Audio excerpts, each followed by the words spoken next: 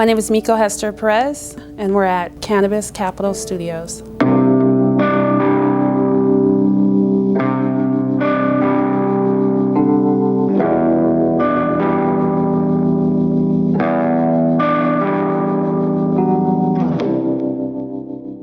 In 2009, my son was given 6 months to live. I wasn't going to lose my son on my watch. I've been a legal researcher for over 15 years, and my son just ended up being my biggest case. At the time, he was 42 pounds, and you could see the bones in his chest. And I initially wanted to just treat anorexia and malnutrition. And my first thoughts were Cheech and Chong. You know, how do I get my son to eat? So I was at a doctor's appointment and I bust through my front door and I said, I couldn't possibly be the only parent who has thought of this.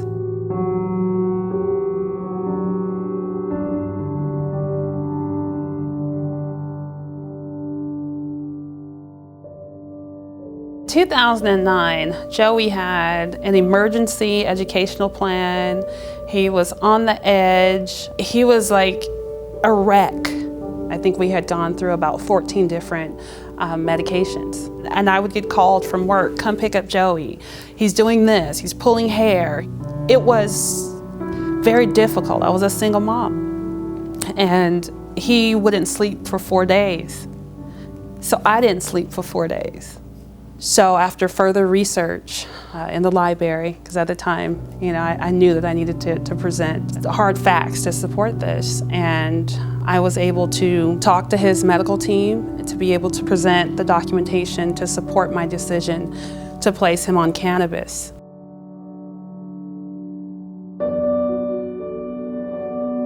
His doctor and we had a plan, and the plan was to lower the dosages of his current medications. At the time, I think we had gone through about 14 different medications. He's now down to 3.5, or 3 rather, but it took time. It took a lot of time. Most of those medications, the side effects were death and organ failure for a 9-year-old. So I wanted to do what was in the best interest of my son's health, and thankfully I had doctors and I had a team that also felt the same way.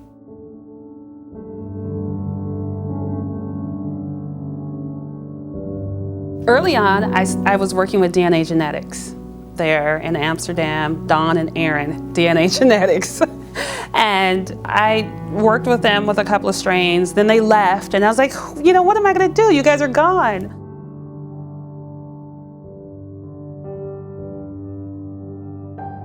Me and Mieko met I don't know if it was 6 or 8 years ago. I was actually making a movie with a production company called The Ganja Geeks, and one of the videographers introduced me to Mieko. We pretty much instantly became friends. I fell in love with her and Joey and her mission that she was coming out of the closet, as a mother who used cannabis for her child. I started donating to Mieko's foundation. Sometimes just trim, sometimes the leftover little nuggets from the bottom or something. They would give me strains, and then I would give my critique of the strains, and then I told them, Joey's doing very well with this strain. I want to work with this strain, and I want to cultivate it specifically for persons on the spectrum. The selection of Joey's strain definitely just happened organically. It wasn't anything that we spent time breeding. And it just was a coincidence, actually, that the strain that she got the best results from was called Alpha Dog. It's a cross between my own personal pheno of Star Dog, which is a Chemfather creation, and then I crossed it with Blue Dream, of all things, which is a huge sativa. And that's what is kind of ironic about it, is that it's a sativa dominant. I had already had families in California that already been contacting me, and so we decided that we were going to do a survey of the strain. And the results came back very similar. And 4 years ago, we went public with Joey's strain.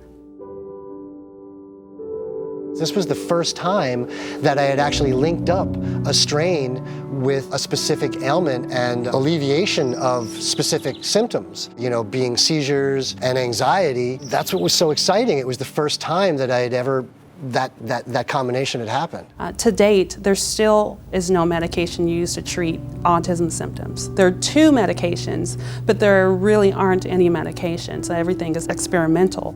Joey, 5 years ago, was diagnosed with Duchenne muscular dystrophy, which is a rare muscular dystrophy, and it's a terminal muscular dystrophy. You know, 7 years ago, we went from 6 months to live. Now, Joey's diagnosed terminal, and so my advocacy has changed a little bit, and it's more about the quality of life for patients. When I first met Joey, you could not only just talk to him and not get a response, but you could literally you could put your face in front of his face and you couldn't get eye contact from him. It was almost like a magnet. You know, you put it on the opposite side, doesn't matter how hard you push, they just repel, and that's how Joey was when I first met him.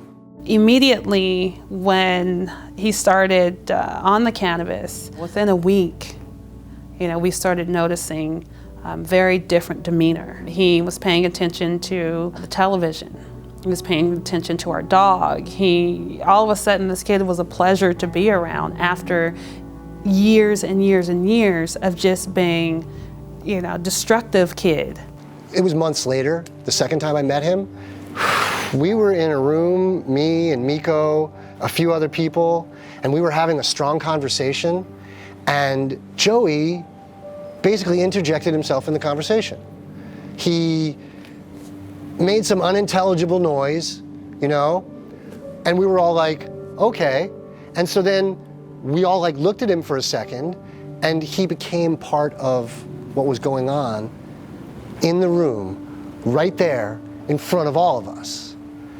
And Mieko kind of looked at me and she was like, see, that's what I was talking about. And so literally now I can walk in a room and Joey's on the other side of the room and Mieko will go, Joey, Uncle Cushman is here. And I'll go, hey, Joey, and he'll get a little shy and you'll see a reaction, straight up a reaction, you know? And how much does that mean to Mieko? In the special needs community, we really don't care what anyone else thinks. Until you've walked in our shoes, we kind of just, everything else falls by the wayside. This decision was solely based on facts. This decision was based on my religion, my faith, to preserve quality of life. Mieko is a warrior mom. I mean, just raising Joey and her 2 other children, basically by herself, is a monumental task. I mean, you know, but then on top of that, to put yourself out in the media because you have a cause that you know is going to help other people, that's selfless, and that's courageous, and that's kind of the definition of a warrior. Whatever your purpose is, whatever mission that your life purpose is, nothing can knock you down. And so through Child Protective Services investigations, through being investigated by California Medical Board, all of these other government entities that were hitting me sideways didn't bother me. I mean, I have a child diagnosed with autism. You know, there's nothing you can throw at me that I can't catch. Joey's nonverbal, and so I lost him when he was saying mom.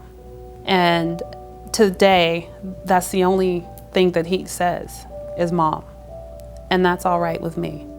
All I ever wanted from the cannabis was for him to gain weight and smile, and that's it. And I've gotten so much more.